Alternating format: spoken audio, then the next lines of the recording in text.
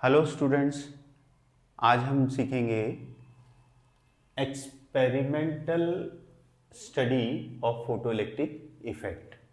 Means अगर हम frequency को चेंज करें लाइट की, या इंटेंसिटी को चेंज करें, या सेल की पोटेंशियल को चेंज करें, तो क्या क्या इफेक्ट हमें देखने को मिलेगा फोटोइलेक्ट्रिक करंट पे। कभी भी तीनों पैरामीटर्स एक साथ चेंज नहीं किए जाते। अगर हम एक पैरामीटर को चेंज कर रहे हैं तो बाकी रेस्ट ऑफ पैरामीटर्स को हमें कांस्टेंट रखना पड़ता है। जैसे हमारा टॉपिक है इफेक्ट ऑफ इंटेंसिटी। इंटेंसिटी किसकी? इंसिडेंट लाइट की। अगर इंसिडेंट लाइट की इंटेंसिटी को हम चेंज करेंगे तो फोटो इलेक्ट्रिक करंट पे क्या इफेक्ट पड़ेगा। तो पहले हम समझते हैं फोटो इलेक्ट्रिक करंट हम इसको बोल किसको रहे हैं। जैसे ये लाइट है हमारी, लाइट रेडिएशन, यहाँ से लाइट आ रही है। लाइट में एनर्जी के छोटे छोटे पैकेट्स होते हैं, each packet is called photon, और every photon possess some energy, that is H nu. H is a Planck's constant, nu is the frequency of the incident light. अब फोटोन आता है, टकराता है, और कुछ उसकी एनर्जी इलेक्ट्रॉन को एमिट करने में खर्च हो जाती है, और जो रेस्ट ऑफ एनर्जी मिलती है वो इलेक्ट्रॉन को मिलती है जो इजेक्ट हो रहा है इन the form of kinetic energy. तो ये जो इलेक्ट्रॉन एमिट हुआ इसको हम बोलते हैं फोटो इलेक्ट्रॉन, क्योंकि फोटोन ने एमिट कराया इसको। जब ये इलेक्ट्रॉन यहाँ पर ये पॉजिटिव प्लेट पे आएगा, क्योंकि Q को हमने पॉजिटिवली चार्ज किया हुआ है, टर्मिनल से कनेक्ट किया हुआ है, और P को नेगेटिव टर्मिनल से, तो ये फोटो इलेक्ट्रॉन यहाँ रीच करेगा, यहाँ से होता हुआ यहाँ आएगा और फिर यूँ चला जाएगा। तो इलेक्ट्रॉन का फ्लो मेंटेन हो जाएगा, मतलब इसमें चार्ज फ्लो करने लगेगा सर्किट में, ठीक है। और चार्ज के फ्लो को ही हम क्या बोलते हैं? करंट। तो यहाँ पर जो इलेक्ट्रॉन फ्लो कर रहा है सर्किट में, ये फोटो इलेक्ट्रॉन है, तो इसीलिए जो करंट आएगा उसको हम क्या बोलेंगे? Photo electric current. तो यहाँ पर जो करंट दिखेगा हमें, हम उसको बोलेंगे फोटो इलेक्ट्रिक करंट। और करंट को मेज़र करने के लिए यहाँ हमने गैल्वेनोमीटर लिया हुआ है। तो अब देखते हैं, अगर हम इंसिडेंट लाइट की फ्रीक्वेंसी को फिक्स कर दें और ये जो सेल है उसके पोटेंशियल को फिक्स कर दें, कांस्टेंट रखें, सिर्फ और सिर्फ लाइट की इंटेंसिटी को चेंज करें, तो फोटो इलेक्ट्रिक करंट पे क्या इफेक्ट पड़ेगा। तो अभी देखो यहाँ पर ये जो लाइट आ रही है, हमने क्या करना है? इसकी क्राउडिंग बढ़ा देना है। क्राउडिंग बढ़ा देना है मीन्स जो नंबर ऑफ रेज हैं पर्टिकुलर एरिया से, लाइट रेज, उसको इंक्रीज कर देते हैं हम। Means more photons will enter through this window, इस विंडो से आएंगे।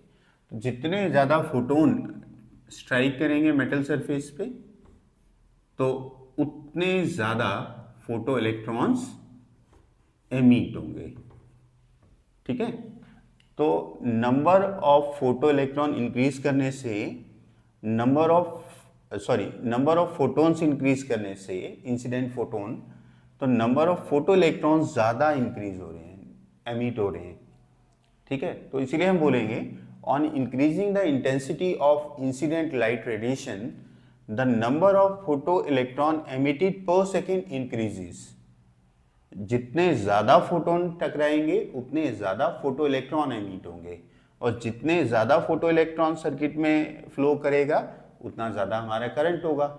तो इसका मतलब जो हमारा फोटो इलेक्ट्रिक करंट है वो डायरेक्टली प्रोपोर्शनल किसके हो गया? Intensity of incident light radiation, ठीक है। लाइट की इंटेंसिटी बढ़ाने से number of photo electrons emit जो हो रहे हैं पर सेकेंड वो बढ़ जाएंगे, और ये फोटो इलेक्ट्रॉन्स के कारण ही करंट है। अगर फोटो इलेक्ट्रॉन्स इंक्रीज हो गए तो हमारा फोटो इलेक्ट्रिक करंट भी इंक्रीज हो जाएगा। तो अगर एग्जाम में आ जाता है draw the graph between the intensity and photo electric current, तो ऐसा स्ट्रेट लाइन बनेगा, क्योंकि हमारा जो फोटो इलेक्ट्रिक करंट है वो डायरेक्टली प्रोपोर्शनल है intensity of incident light. Frequency पे डिपेंड नहीं करता है करंट, सिर्फ और सिर्फ इंटेंसिटी पे डिपेंड करता है। जितने ज़्यादा फोटोन स्ट्राइक करेंगे उतने ज़्यादा फोटो इलेक्ट्रॉन्स एमिट होंगे और उतना ही ज़्यादा हमारा फोटो इलेक्ट्रिक करंट होगा। अब हम बात करेंगे effect of potential on photo electric current. इससे पहले हमने देखा कि अगर हम इंसिडेंट लाइट की इंटेंसिटी को चेंज करते हैं तो फोटो इलेक्ट्रिक करंट पे क्या इफेक्ट पड़ता है। अब हम क्या स्टडी करेंगे, अगर हम पोटेंशियल को चेंज करते हैं तो फोटो इलेक्ट्रिक करंट में क्या क्या चेंजेस आते हैं। तो हमारा ये एक्सपेरिमेंटल सेटअप वैसा का वैसा ही है, बस यहाँ पर थोड़े से कुछ चेंजेस हैं, उसको देखते हैं हम। देखो अभी यहाँ पर हमने कोई सेल अटैच नहीं कर रखा है सर्किट में। जब इलेक्ट्रॉन्स एमिट होते हैं, फोटो इलेक्ट्रिक एमिशन होता है, तो इलेक्ट्रॉन की जो डायरेक्शन होती है वो रैंडम होती है, किसी भी डायरेक्शन में इलेक्ट्रॉन्स निकल सकते हैं हमारे फोटो इलेक्ट्रिक प्लेट से। तो जैसा आप यहाँ देख रहे हो कुछ इलेक्ट्रॉन्स लेफ्ट राइट जा रहे हैं और नेचुरली कुछ एक इलेक्ट्रॉन स्ट्रेट भी ट्रैवल कर रहे हैं। तो ये जो स्ट्रेट ट्रैवल कर रहे हैं ये प्लेट क्यू पे पहुँचेंगे और इस सर्किट में एक करंट सेटअप करेंगे, ठीक है। तो जब 0 वोल्ट पोटेंशियल है उस टाइम पे सर्किट में कुछ करंट है, सपोज हमने 4 माइक्रो एम्पियर ले लिया। ये फॉर एग्जांपल है कि अभी सर्किट में जो करंट है वो 4 माइक्रो एम्पियर है। कब? जब हमने कोई पोटेंशियल अप्लाई नहीं किया हुआ। अगर हम यहाँ पर एक सेल ले लें, पॉजिटिव और नेगेटिव टर्मिनल, माइनस प्लस, और ये वेरिएबल वोल्टेज का है, ये साइन किसका होता है? वेरिएबल वोल्टेज के लिए। जब हमने यहाँ पर 1 वोल्ट अप्लाई किया, मीन्स ये जो प्लेट Q है अभी पॉजिटिव पोटेंशियल पे है और P नेगेटिव पोटेंशियल पे, तो ये positively charge plate naturally negative electrons को अट्रैक्ट करेगी। तो जब हमने प्लेट Q का 1 वोल्ट पोटेंशियल रखा तो कुछ इलेक्ट्रॉन्स को अपनी तरफ अट्रैक्ट करने लगी। अब कुछ इलेक्ट्रॉन्स अट्रैक्ट कर रही है तो ऑब्वियस सी बात है सर्किट में करंट इंक्रीज कर जाएगा, क्योंकि करंट क्या होता है हमारा? फ्लो ऑफ चार्ज, और अब सर्किट में चार्ज ज़्यादा ट्रैवल कर रहा है तो करंट भी ज़्यादा आएगा। गैल्वेनोमीटर शोज मोर करंट। तो जब हमने 1 वोल्ट करंट अप्लाई किया, पोटेंशियल अप्लाई किया, तो सर्किट में करंट हमारा इंक्रीज हो गया। कितना? 5 माइक्रो एम्पियर। और जब हम 2 वोल्ट कर देते हैं यहाँ पर प्लेट Q का पोटेंशियल, तो ये मोर इलेक्ट्रॉन्स को अट्रैक्ट करेगा। तो more electrons means more charge in the circuit, there will be more current. तो फिर करंट और इंक्रीज हो गया। Now at 2 volt potential the current in galvanometer shows 6 micro ampere. और अगर हम फर्दर पोटेंशियल इंक्रीज करते हैं, so there will be no increase in the value of current। अब चाहे हम वोल्टेज 4 वोल्ट कर दें, 6 वोल्ट कर दें, करंट में कोई चेंज नहीं आएगा। करंट बिकम सैचुरेटेड और कांस्टेंट। ऐसा क्यों हुआ? इनिशियली जब हम पॉजिटिव पोटेंशियल इंक्रीज कर रहे थे तो it attract more and more electron toward the plate Q। जब सारे इलेक्ट्रॉन अट्रैक्ट कर लेगा ये, उसके बाद पोटेंशियल बढ़ाने पे और इलेक्ट्रॉन्स तो आएंगे नहीं, क्योंकि ऑलरेडी सभी इलेक्ट्रॉन्स को अट्रैक्ट कर चुका है। तो करंट हमारा क्या हो जाता है सर्किट में? कांस्टेंट हो जाता है।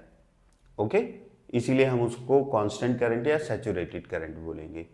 This is called effect of positive potential on photoelectric current. तो on increasing the positive potential the photoelectric current increases then become constant. तो ये था पॉजिटिव पोटेंशियल का इफेक्ट फोटोइलेक्ट्रिक करंट पे। चलिए अब देखते हैं नेगेटिव पोटेंशियल का क्या इफेक्ट आएगा फोटोइलेक्ट्रिक करंट पे। तो उसके लिए हमें यहाँ पर बैटरी के टर्मिनल्स को चेंज करना पड़ेगा। प्लेट Q को नेगेटिव से और प्लेट P को पॉजिटिव से कनेक्ट करना पड़ेगा। और अगेन हम वेरिएबल वोल्टेज अप्लाई करेंगे यहाँ पर। तो प्लेट P और प्लेट Q नेगेटिवली चार्ज हो गया।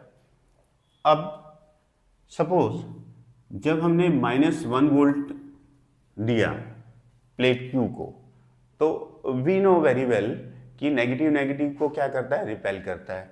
तो इलेक्ट्रॉन भी नेगेटिवली चार्ज है, प्लेट भी नेगेटिवली चार्ज है, तो इलेक्ट्रॉन्स और इस प्लेट के बीच में रिपल्शन स्टार्ट हो जाएगा। उस रिपल्शन की वजह से कुछ इलेक्ट्रॉन आकर यहाँ पर रुक जाएंगे, प्लेट क्यू तक नहीं पहुँच पाएंगे, बट जो मोर एनर्जेटिक इलेक्ट्रॉन है वो अभी भी प्लेट क्यू तक रीच कर पा रहे हैं। इस वजह से सर्किट में करंट तो होगा, बट क्या होगा, कुछ कम होगा। तो अभी फॉर एग्जांपल हमने मान लिया सर्किट में जो करंट है वो 3 माइक्रो एम्पियर है -1 वोल्ट पे। ऐसा ही जब मैंने नेगेटिव पोटेंशियल और इंक्रीज किया, 2 वोल्ट कर दिया, तो कुछ और इलेक्ट्रॉन रिपेल होना स्टार्ट हो गए। Highly energetic electron reach the plate Q. इस वजह से करंट कितना हो गया सर्किट में, 2 माइक्रो एम्पियर। जब मैंने पोटेंशियल किया -3 वोल्ट, तो कोई भी इलेक्ट्रॉन प्लेट क्यू तक नहीं पहुंच पा रहा है, क्योंकि नेगेटिव -3 वोल्ट पे all the electron will stop due to repulsion between the negative charge. तो अब कोई इलेक्ट्रॉन यहाँ क्यू तक नहीं पहुंच रहा है, तो सर्किट क्या हो गया, डिसकंटिन्यू हो गया, डिसकनेक्ट हो गया। सर्किट में चार्ज का फ्लो नहीं हो रहा, तो करंट भी कितना हो जाएगा, 0। तो -3 वोल्ट पे, इस वोल्टेज पे हमने देखा हमारा ये जो करंट है डिक्रीज होकर 0 हो गया। तो इस पोटेंशियल को हम बोलेंगे स्टॉपिंग पोटेंशियल और कट ऑफ पोटेंशियल। तो एग्जाम में बहुत फ्रीक्वेंटली ये डेफिनेशन पूछा जाता है और न्यूमेरिकली भी काफ़ी जगह यूज़ होता है। ठीक है, तो इसको डिफाइन करने का सबसे अच्छा तरीका क्या है, स्टॉपिंग पोटेंशियल क्या है। इसको स्टॉपिंग पोटेंशियल नहीं बोलेंगे, इसको भी नहीं बोलेंगे, इसको बोलेंगे। क्यों? क्योंकि इसी पोटेंशियल पे हमारा फोटोइलेक्ट्रिक करंट क्या हुआ है, 0, और सर्किट क्या हुआ है, डिस्कनेक्ट हुआ है, कट हुआ है। तो स्टॉपिंग पोटेंशियल बोलो या कट ऑफ पोटेंशियल बोलो, it is the minimum negative potential given to plate Q at which the photoelectric current becomes 0 are called photo stopping potential और cut off potential। कम से कम वो नेगेटिव पोटेंशियल जो plate Q को हम दें जिससे current circuit में कितना हो जाए, 0, तो ऐसे पोटेंशियल को हम स्टॉपिंग पोटेंशियल या कट ऑफ पोटेंशियल बोलते हैं। अब पोटेंशियल और इंक्रीज कर दो नेगेटिव, तो भी क्या होगा, करंट 0 ही रहेगा। ठीक है, तो इसीलिए -3 वोल्ट को हम स्टॉपिंग और कट ऑफ पोटेंशियल बोलेंगे। इसको जनरली हम V0 से रिप्रेजेंट कर देते हैं। मैं डेफिनेशन नहीं लिख रहा हूँ, एक बार अगेन स्टॉपिंग पोटेंशियल को मैं डिफाइन कर देता हूँ। It is the minimum negative potential given to plate Q at which the photoelectric current becomes 0 are called stopping potential। कम से कम नेगेटिव पोटेंशियल जो रिक्वायर्ड है फोटोइलेक्ट्रिक करंट को 0 करने के लिए, उस पोटेंशियल को हम स्टॉपिंग पोटेंशियल और कट ऑफ पोटेंशियल कहते हैं। ओके, यहाँ पर एक चीज और है, इसको समझना जरूरी है, क्योंकि यहाँ एक फॉर्मूला निकल के आता है। ये देखो, ये हमारी नेगेटिवली चार्ज प्लेट होगी और इसका पोटेंशियल लेट V0 है।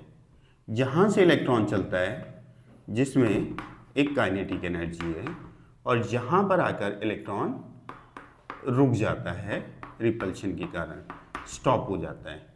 तो क्योंकि हम बात किसकी कर रहे हैं, इलेक्ट्रॉन की, तो इलेक्ट्रॉन पे लेट चार्ज Q1 है और इस प्लेट का पोटेंशियल कितना है, V0। ठीक है, और पोटेंशियल का सबको फॉर्मूला पता है, KQ/R, तो ये डिस्टेंस R है। ठीक है, तो जहाँ पर kinetic energy, the whole kinetic energy will stop in the form of, convert in the form of potential energy. Potential energy का क्या फॉर्मूला होता है, चार्ज इनटू पोटेंशियल।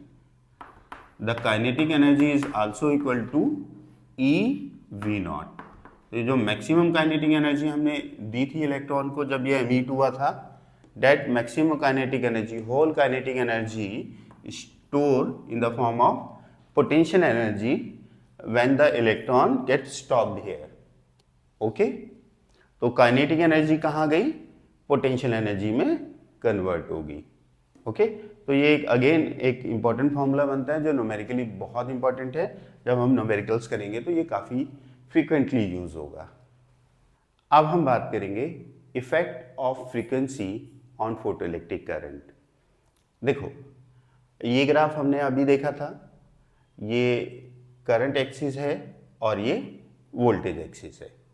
ओके, और पॉजिटिव पोटेंशियल बढ़ाने पे पहले करंट ग्रेजुअली बढ़ता है, फिर कांस्टेंट हो जाता है।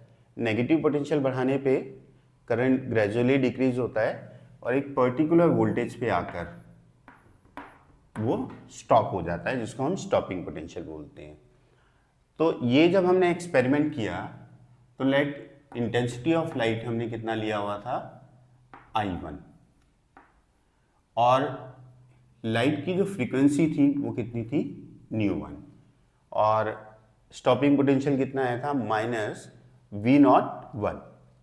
ओके, अब हम क्या करते हैं, यहाँ पर ये जो लाइट है, ये जो इंसिडेंट हो रही है, इसकी फ्रीक्वेंसी को हम चेंज करते हैं। इंसिडेंट लाइट की फ्रीक्वेंसी को हमने चेंज कर दिया, अब कितना कर दिया, ν2, और इसकी इंटेंसिटी को भी हमने चलो इंटेंसिटी सेम रखते हैं, केवल फ्रीक्वेंसी में चेंज लाते हैं। तो अब हम दोबारा से एक डिफरेंट लाइट को इंट्रोड्यूस करा रहे हैं जिसकी इंटेंसिटी आई ही है, मतलब इंटेंसिटी में हमने लाइट की कोई चेंज नहीं की है, केवल लाइट का फ्रीक्वेंसी इस बार चेंज है।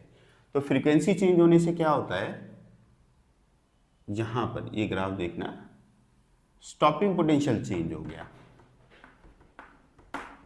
ये पहली वाली लाइट की फ्रीक्वेंसी ν1 थी, अब जो सेकंड लाइट हम इंसिडेंट करा रहे हैं उसकी फ्रीक्वेंसी ν2 है, और यहाँ पर ν2 मोर देन है किससे, ν1 से।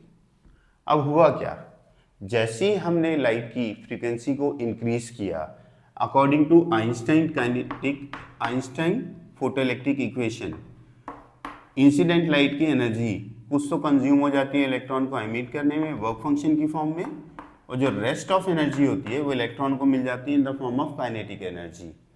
तो हमने ये स्टडी किया था कि अबव द थ्रेशोल्ड फ्रीक्वेंसी, अगर हम फ्रीक्वेंसी को इंक्रीज करते हैं तो हमारी जो काइनेटिक एनर्जी है इलेक्ट्रॉन की वो भी इंक्रीज होती है। ठीक है, तो फोटोइलेक्ट्रिक इफेक्ट हो रहा है, तो इसका मतलब जो फ्रीक्वेंसी है which is more than the threshold frequency, तभी हमारा फोटोइलेक्ट्रिक इफेक्ट हो पा रहा है, इलेक्ट्रॉन एमिट हो पा रहे हैं। अब हमने फ्रीक्वेंसी को इंक्रीज कर दिया, तो जैसे ही हम यहाँ पर फ्रीक्वेंसी को इंक्रीज करेंगे तो जो एनर्जी है इंसिडेंट लाइट की ये वाली वो बढ़ गई, तो वर्क फंक्शन तो कांस्टेंट होता है, तो काइनेटिक एनर्जी भी नेचुरली इंक्रीज हो जाएगी। किसकी, ये जो एमिटेड इलेक्ट्रॉन्स हैं। अब बढ़ी हुई काइनेटिक एनर्जी को वाले इलेक्ट्रॉन को स्टॉप करने के लिए हमें पोटेंशियल भी बढ़ाना पड़ेगा, तो इसीलिए अब स्टॉपिंग पोटेंशियल कितना हो गया है, -V02। तो अगर हम फ्रीक्वेंसी बढ़ाते हैं अबव द थ्रेशोल्ड फ्रीक्वेंसी, तो kinetic energy of the ejecting photo electron will increases, और हाईली काइनेटिक एनर्जी वाले इलेक्ट्रॉन को रोकने के लिए, स्टॉप करने के लिए हमें स्टॉपिंग पोटेंशियल भी इंक्रीज करना पड़ता है, जैसा कि आपने देखा है।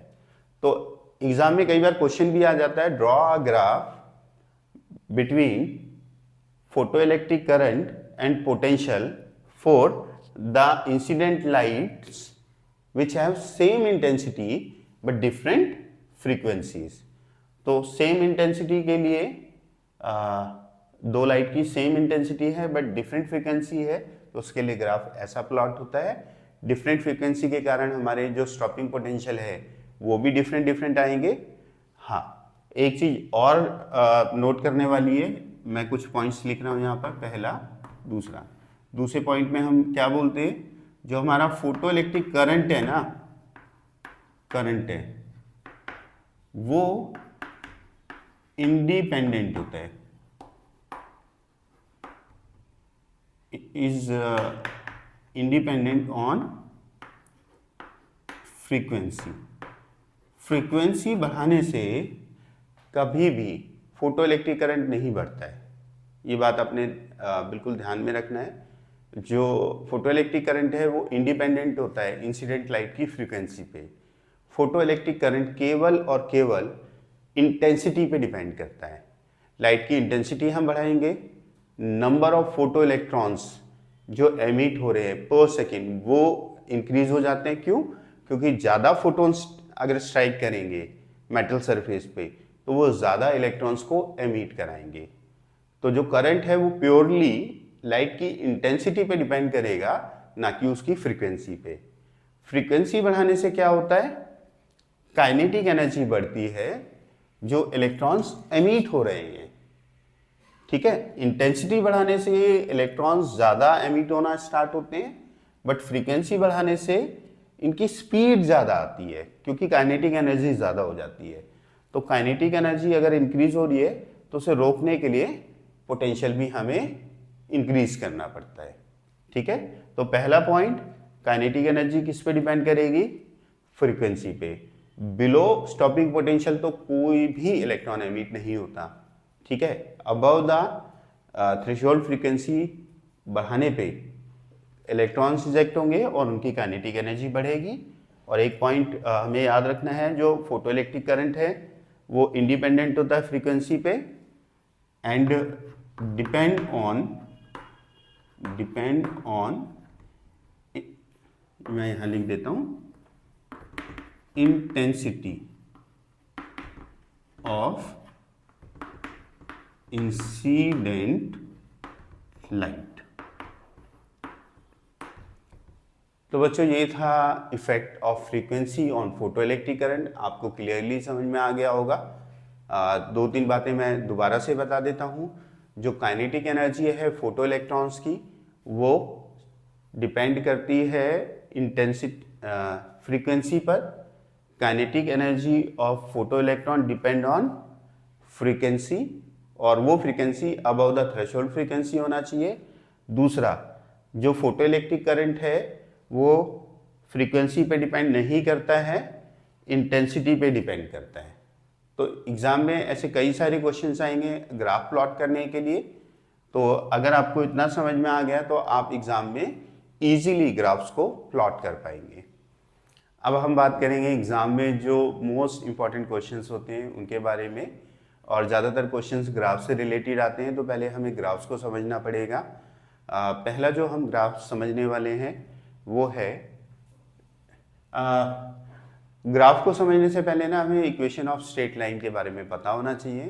कुछ बच्चों को ऑलरेडी इसका सेंट्रल आइडिया होगा, बट मेडिकल के जो बच्चे होते हैं उनको आइडिया नहीं होता, इसलिए मैं एक बार इक्वेशन ऑफ स्ट्रेट लाइन आपको समझा देता हूँ। इक्वेशन ऑफ स्ट्रेट लाइन, देखो अगर आपको कहीं पर ऐसी इक्वेशन मिलती है y equal to mx plus C, ये इक्वेशन स्ट्रेट लाइन की है। अगर हम ग्राफ प्लॉट करते हैं दो वेरिएबल्स के बीच में, तो यहाँ पर जो दो वेरिएबल है वो x और y है। डिफरेंट x के लिए y का डिफरेंट वैल्यू आएगा। ठीक है, तो अगर मैं x को ज़ीरो रखूँ, लेट x इक्वल टू 0, तो y की वैल्यू क्या आएगी c। तो यहाँ पर x एक्सिस पे x0 है और y अपनी वैल्यू दे रहा है c इज अ कांस्टेंट। इसको y इंटरसेप्ट भी बोलते हैं क्योंकि जो स्ट्रेट लाइन आएगी वो y एक्सिस को यहीं से कट करके जाएगी। ये हमारी y एक्सिस है और ये x एक्सिस है। ठीक है, अब अगर हम x की वैल्यू कितनी ले लेते हैं 1, तो y की वैल्यू क्या आएगी m प्लस सी। तो मतलब c से ज़्यादा वैल्यू है y की। तो अगर हमने x को 1 लिया तो y की वैल्यू c से ज़्यादा आएगी m प्लस सी। m कॉन्स्टेंट है यहाँ पर, तो ये एक पॉइंट मिल जाएगा। तो अगर हम इन पॉइंट्स को मिलाएं ऐसे ही और हम x को इंक्रीज करेंगे, तो मान लो अगर हमने x को 2 किया तो y कितना आएगा 2m प्लस सी। तो y इस वैल्यू से अगेन ज़्यादा आया तो ये वैल्यू आई 2m प्लस सी। तो ये पॉइंट मिल गया। इन सभी पॉइंट्स को हम मिलाएंगे तो एक स्ट्रेट लाइन ही बनेगी। ये स्ट्रेट लाइन एक्स एक्सिस को यहां से कट करके जाएगी, ठीक है, यहां से। अब ये स्ट्रेट लाइन अगर यहां माइनस का साइन होता तो कुछ इस तरीके से, लाइक दिस, वो नेगेटिव एक्स एक्सिस से इसको कट करके जाती, क्योंकि यहां पर y इंटरसेप्ट क्या होता, नेगेटिव में होता, ठीक है। तो इस तरीके से इक्वेशंस हमारी होती है, इसको हम बोलते हैं इक्वेशन ऑफ स्ट्रेट लाइन। यहाँ पर m बता देता हूँ मैं, m एक कांस्टेंट है जिसको हम स्लोप भी बोलते हैं, स्लोप, ठीक है। और c क्या है यहाँ पर, y इंटरसेप्ट्स, ठीक। तो ये हमारी इक्वेशन ऑफ स्ट्रेट लाइन है। इसको एक एग्जांपल से और हम समझने की कोशिश करते हैं। मैं इसको रब कर देता हूं। देखो, अगर हमारे पास इक्वेशन है y इक्वल टू एक्स, ये पहला एग्जांपल ले लेते हैं। तो डिफरेंट x की वैल्यू के लिए y डिफरेंट वैल्यू देगा। तो लेट x इक्वल टू 0, तो y इक्वल टू 0। अगर मैं x को 1 लेता हूं तो y भी अपनी 1 वैल्यू देगा। x को अगर मैं 2 लेता हूं तो y भी अपनी वैल्यू कितनी देगा, 2। और हम ग्राफ प्लॉट करें बिटवीन x एंड y, तो ये x एक्सिस और ये y एक्सिस, x0 तो y0, x1 तो हमारा y भी कितना आ रहा है, 1। x2 आया, 2 लिया हमने, तो y भी कितना आया हमारे पास, 2। तो ये 2 पॉइंट्स मिले, ये तीसरा पॉइंट। इनको अगर हम मिलाएं तो ये कैसी आई, एक स्ट्रेट लाइन आई। तो जब भी हमारी y और x की पावर 1 1 होगी, अब जरूरी नहीं है x y हो, हम x और t में भी तो ग्राफ प्लॉट कर सकते हैं, ठीक है, x z में भी ग्राफ प्लॉट कर सकते हैं। दो वेरिएबल्स के बीच में जब हम ग्राफ प्लॉट करते हैं और उन दोनों वेरिएबल का पावर 1 1 है, तो हमेशा स्ट्रेट लाइन ही ड्रॉ होती है। तो स्ट्रेट लाइन की पहचान यही है, जिन दो वेरिएबल्स के बीच में हम ग्राफ प्लॉट कर रहे हैं, उन दोनों वेरिएबल्स की पावर अगर 1 1 है तो हमेशा स्ट्रेट लाइन ड्रॉ होगी, जैसा आप यहाँ पर देख। अब हम सेकेंड एग्जाम्पल लेते हैं। तो जो हमारा सेकेंड एग्जाम्पल है उसके लिए इक्वेशन ले लेता हूँ y equal to x minus two. तो अगेन हम ग्राफ प्लॉट करते हैं x और y में। अब इस इक्वेशन को देख के हमें कैसे पता लग रहा है कि इससे हमेशा स्ट्रेट लाइन ड्रॉ होगी, क्योंकि हमें x और y में ग्राफ प्लॉट करना है, x और y। तो अब देखो, x का पावर 1 है, y का पावर 1 है यहाँ पर, ठीक है। तो इस इक्वेशन को ऐसा भी लिखा जा सकता है, y equal to X plus -2 और इसके मल्टीप्लाई में 1 है। तो आप कंपेयर करो तो y equal to M X plus C ही ये इक्वेशन है। यहाँ पर c -2 है और m का वैल्यू कितना है, 1। चलो ग्राफ प्लॉट करते हैं। x को अगर हम 0 पुट करें तो y अपनी कितनी वैल्यू देगा, x को 0 पुट करेंगे तो y का वैल्यू आएगा -2, ठीक है। अगर x को 1 रखेंगे तो y कितना आएगा, यहाँ x को 1 रखेंगे, 1 - 2 -1। x को अगर मैं 2 पुट करूँ तो y कितना आएगा, 0। और x को अगर हम 3 पुट करेंगे तो y कितना आएगा, 1। इन दो वैल्यूज से हम ग्राफ प्लॉट करते हैं। x0 रखा तो y आ रहा कितना हमारा, -2, -1 -2। तो ये एक पॉइंट मिल गया। जब x को हमने 1 पुट किया तो y आया -1, तो -1 हमारा ये है और x हमने कितना लिए, 1। तो x1 है तो y -1 हो गया। अब x2 लिया तो y 0 है, x को 2 लेते हैं हम। देखो x2 ले लिया मैंने तो y कितना आया, 0। और x को 3 पुट करेंगे तो y कितना आ रहा है, 1। तो x3 यहाँ कहीं पर लाई करेगा और y कितना आ रहा है हमारा, 1। तो ये 1 यहाँ पर आएगा। तो ये जो पॉइंट्स मिले इनसे स्ट्रेट लाइन ड्रॉ करके देखते हैं हम, तो कुछ ऐसे आएगी। तो आप देख रहे होगे यहाँ पर ये जो c है कितना है हमारा, -2, और c को हम क्या बोलते हैं, y इंटरसेप्टर। तो मतलब ये इस इक्वेशन से जो लाइन ड्रॉ होगी वो हमेशा y एक्सिस को -2 से ही कट करके जाएगी, क्योंकि y इंटरसेप्टर कितना है हमारा, -2। यहाँ से हमें पता लग गया। अब ये जो स्ट्रेट लाइन है ये कितना एंगल बनाएगी, यहाँ पर देखो थीटा। अगर मैं टेन थीटा यहाँ पर निकालूँ तो परपेंडिकुलर कितना है 1 और ये बेस कितना है 1, तो टेन थीटा की वैल्यू कितनी आ रही है 1, और टेन थीटा को ही हम क्या बोलते हैं हमेशा स्लोप। तो m का वैल्यू कितना है यहाँ पर 1, m कितना है 1। तो हमें यहाँ पर इस इक्वेशन से देखकर पता लग रहा था जो स्ट्रेट लाइन बनेगी वो x एक्सिस से कितना इंक्लाइंड होगी 45, क्योंकि टेन थीटा इक्वल टू 1 है तो इट इंप्लाइज थीटा कितना है 45 डिग्री। तो इक्वेशन को देखकर समझ पाना कि ये कौन सी इक्वेशन है और इससे ग्राफ कैसा प्लॉट होगा। तो अगर दोनों वेरिएबल का पावर 1 1 है तो स्ट्रेट लाइन ही ड्रॉ होगी। दूसरी बात, वो स्ट्रेट लाइन y एक्सिस को -2 से कट करके जाएगी, क्योंकि इसका y इंटरसेप्ट कितना है -2 और स्लोप कितना है 1। तो अगर m हमारा 1 है और स्लोप को हम टेन थीटा बोलते हैं तो एंगल कितना आया 45। तो ये स्ट्रेट लाइन x एक्सिस के साथ कितना एंगल बनाएगी 45 डिग्री।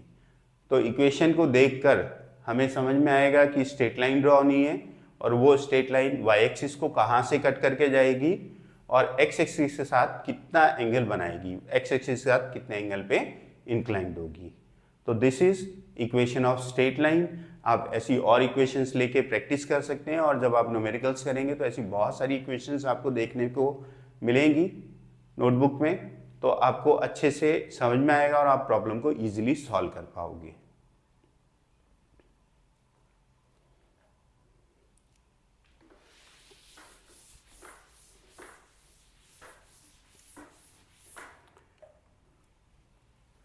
अब हम ग्राफ प्लॉट करते हैं, ग्राफ बिटवीन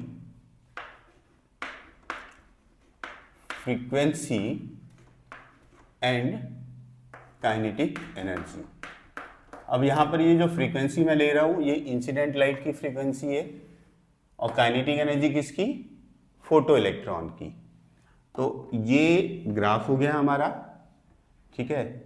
ये जो एक वर्टिकल एक्सिस है और एक हॉरिजॉन्टल एक्सिस है, ठीक है, ये दो एक्सिस हो गए हमारे पास। अब हम चलते हैं आइंस्टाइन फोटोइलेक्ट्रिक इक्वेशन की तरफ। Einstein photo electric equation. अब अगर आपको ध्यान हो तो आइंस्टाइन फोटो इलेक्ट्रिक इक्वेशन क्या थी, E equals to work function plus kinetic energy, ठीक है। E क्या थी, इंसिडेंट लाइट की एनर्जी, और वर्क फंक्शन इलेक्ट्रॉन को निकालने के लिए जितनी मिनिमम एनर्जी चाहिए, और ये काइनेटिक एनर्जी। अब इक्वेशन में थोड़ा सा मॉडिफिकेशन करते हैं, हम काइनेटिक एनर्जी को लेफ्ट में ले आते हैं, वर्क फंक्शन हमारा यहीं रहता है, नहीं इसको यहीं रहने देते हैं, वर्क फंक्शन को इधर ले आते हैं। तो एच न्यू माइनस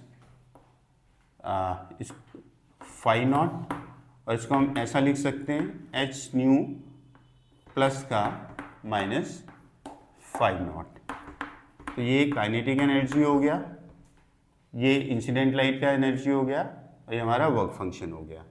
अब ये एक इक्वेशन हमारे पास आ गई है, और स्ट्रेट लाइन की इक्वेशन होती है y equal to M X plus C, ये दूसरी इक्वेशन। तो अब अगर हम कंपेयर करें, y एक्सिस की जगह मैं काइनेटिक एनर्जी लिख दूं और x एक्सिस की जगह पे मैं फ्रीक्वेंसी लिख दूं, ये फ्रीक्वेंसी होगी, ठीक है। तो हमें ग्राफ प्लॉट करना है किस किस के बीच में, काइनेटिक एनर्जी और फ्रीक्वेंसी के बीच में। तो काइनेटिक एनर्जी y एक्सिस का रोल प्ले कर रहा है और फ्रीक्वेंसी x एक्सिस का रोल प्ले कर रहा है। तो यहाँ पर c y इंटरसेप्ट कितना है माइनस फाई नॉट, और स्लोप कितना है h। तो यहाँ से हमें पहली बात स्लोप पता लग गया, स्लोप कितना है m इक्वल टू h, और h क्या होता है प्लैंक्स कांस्टेंट, और इसकी वैल्यू फिक्स होती है 6.67 10⁻⁻34 जूल सेकेंड, ठीक है। चलो ग्राफ प्लॉट करते हैं। हमने प्रीवियस लेक्चर में एक मैथमेटिक्स यूज़ करके एक एग्जांपल निकाला था। जो इलेक्ट्रॉन है वो हमेशा थ्रेशोल्ड फ्रीक्वेंसी पे ही एमिट होता है, उससे कम फ्रीक्वेंसी रखेंगे तो इलेक्ट्रॉन का एमिशन नहीं होता है, और उससे ज़्यादा अगर हम फ्रीक्वेंसी बढ़ाते हैं तभी इलेक्ट्रॉन निकलता है। थ्रेशोल्ड फ्रीक्वेंसी वो फ्रीक्वेंसी था, minimum frequency required to emit the electron from the metal surface. तो below threshold frequency no electron will emit, above threshold frequency the electron will emit.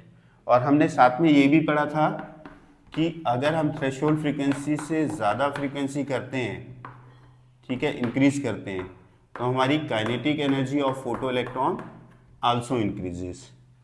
तो थ्रेशोल्ड फ्रीक्वेंसी पे electron निकलेगा तो सही, तो उसकी काइनेटिक एनर्जी कितनी रहेगी, 0। और थ्रेशोल्ड फ्रीक्वेंसी से अबव हम फ्रीक्वेंसी इंक्रीज करते हैं, ये हर्ट्ज में है फ्रीक्वेंसी, तो काइनेटिक एनर्जी भी इंक्रीज होती चली जाएगी, क्योंकि इससे पहले इस फ्रीक्वेंसी यहाँ तक कोई फोटो इलेक्ट्रॉन एमिट नहीं हुआ था, इस फ्रीक्वेंसी पे इलेक्ट्रॉन एमिट हुआ। फ्रीक्वेंसी बढ़ाने पर इलेक्ट्रॉन का काइनेटिक एनर्जी इंक्रीज हो रहा है। तो ये ग्राफ ऐसा बनेगा। अगर इसको मैं नीचे एक्सटेंड कर दूँ तो ये यहाँ पर कट कर रही है, तो -φ0 लिख देता हूँ, क्योंकि यहाँ पर जो वर्क फंक्शन -φ0 है वो किसके इक्वल है, y इंटरसेप्टर के।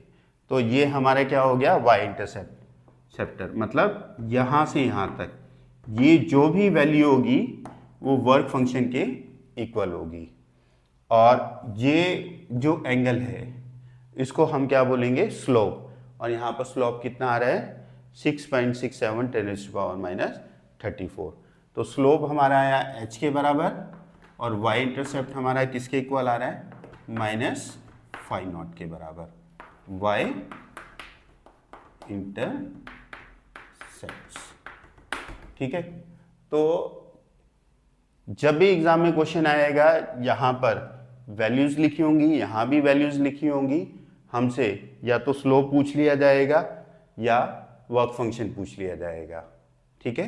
तो इस तरीके से न्यूमेरिकल्स आते हैं, ग्राफिकल प्रॉब्लम्स पूछी जाती हैं। अगर हमें ये ग्राफ समझ में आ गया तो हम इजीली डील कर पाएंगे उन प्रॉब्लम्स को।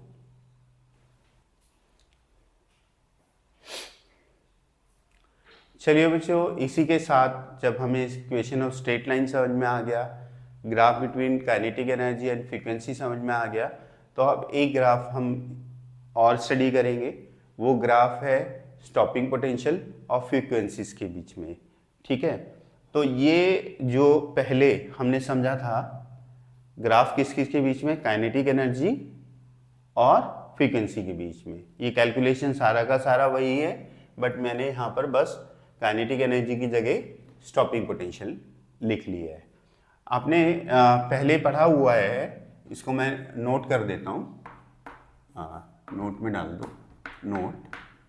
एक चीज़ हमें बहुत अच्छे से पता है, काइनेटिक एनर्जी किसके इक्वल होती है, पोटेंशियल एनर्जी के, ठीक है। तो जहाँ काइनेटिक एनर्जी लिखा है हम वहाँ क्या लिख सकते हैं, पोटेंशियल एनर्जी। तो मैं यहीं पर थोड़ा सा मॉडिफिकेशन कर देता हूँ, काइनेटिक एनर्जी की जगह लिख देता हूँ पोटेंशियल एनर्जी, और पोटेंशियल एनर्जी हमारी किसके इक्वल होती है, EV0 के, EV0 के। तो अब इस E को हम नीचे ले जाते हैं यहाँ से, एक लाइन और बढ़ा देता हूँ मैं, तो V0 किसके इक्वल आ गया, H/E न्यू प्लस -φ0/E। इसको हम सेकेंड इक्वेशन बोल देते हैं, या इसको हम फर्स्ट इक्वेशन ही बोलते हैं, और y = mx + c, ये हमारी स्ट्रेट लाइन की इक्वेशन होगी। अब इन दोनों इक्वेशन को अगर हम कंपेयर करें तो देखो y एक्सिस की जगह क्या लिखना है हमने, V0, और V0 क्या है हमारा, स्टॉपिंग पोटेंशियल, जो कि वोल्ट में होता है, ठीक है। फ्रीक्वेंसी एक्सिस सेम है, तो यहाँ पर चेंजेस क्या है, देखो y की जगह किसने ले ली है, V0 ने, और x की जगह किसने ले ली है, फ्रीक्वेंसी ने। जो x के साथ कोफिशिएंट है जिसको हम स्लोप बोलते हैं, वो क्या है हमारा, h/e। तो यहाँ पर हम क्या लिख देते हैं इसको, h बाय ई। तो मतलब इस ग्राफ में स्लोप चेंज हो गया h by E, h Planck constant, e charge on electron. और यहाँ पर y इंटरसेप्ट कितना आया, y इंटरसेप्ट आ रहा है हमारा -φ0 बाय ई। तो y इंटरसेप्ट हो गया -φ0 बाय ई, स्लोप हो गया हमारा h बाई ई। बाकी सारी चीज़ें वैसी की वैसी हैं। अगर आपने पहले वाले ग्राफ को अच्छे से समझ लिया है तो इस वाले ग्राफ को समझने में कोई डिफ़िकल्टी नहीं आएगी। बस हमें काइनेटिक एनर्जी की जगह पोटेंशियल एनर्जी लिख देना है, और पोटेंशियल एनर्जी हमेशा चार्ज इनटू पोटेंशियल के इक्वल होती है।